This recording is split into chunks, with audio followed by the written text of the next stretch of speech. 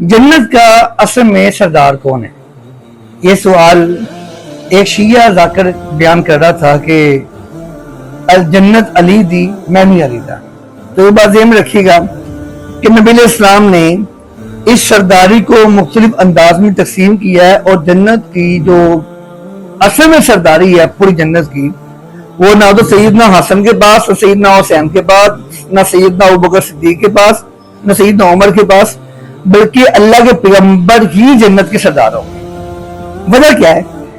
नबी सल्लल्लाहु अलैहि वसल्लम ने फरमाया कि अल हसन वल हुसैन सैयदा शबाबी अहलिल जन्नह, हसन और हुसैन जन्नत के नौजवानों के सरदार, मतलब जो जवानी में अल्लाह को प्यारे होंगे उनकी सरदारी अल्लाह हसन को और हुसैन को देगा जन्नत में।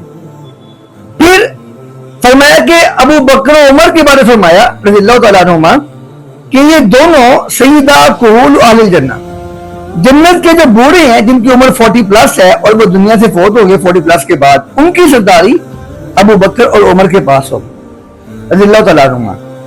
फिर सरदारी होने के बावजूद जन्नत में सबसे पहले ये दाखिल नहीं होंगे, बल्कि नबी ने सल्लल्लाहु अलैहि वसल्लम ने फरमाया कि सबसे पहले जन्नत का दरवाजा मैं खटखटाऊंगा, अंदर से आवाज आएगी कौन? मैं कहूंगा मैं मोहम्मद। तो सबसे पहले जन्नत का दरवाजा मेरे लिए खोला जाएगा।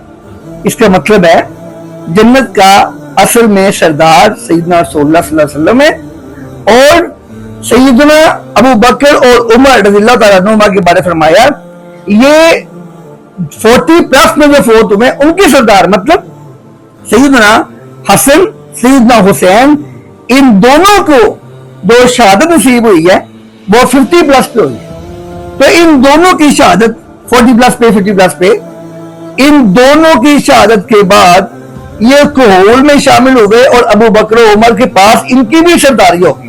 इसलिए ध्यान में रखें सैयदना अबू बकर सिद्दीक सैयदना उमर रज़ियल्लाहु अन्हुमा ये जन्नत में सैयदना हसन और हुसैन रज़ियल्लाहु तआला अन्हुमा के सरदार होंगे। ये मैं नहीं कह रहा, ये मोहम्मद रसूलुल्लाह ने फरमाया सल्लल्लाहु अलैहि वसल्लम। इसलिए ये सरदारियां जिसको अल्लाह के पैगंबर देते हैं उससे हम नहीं छीन सकते।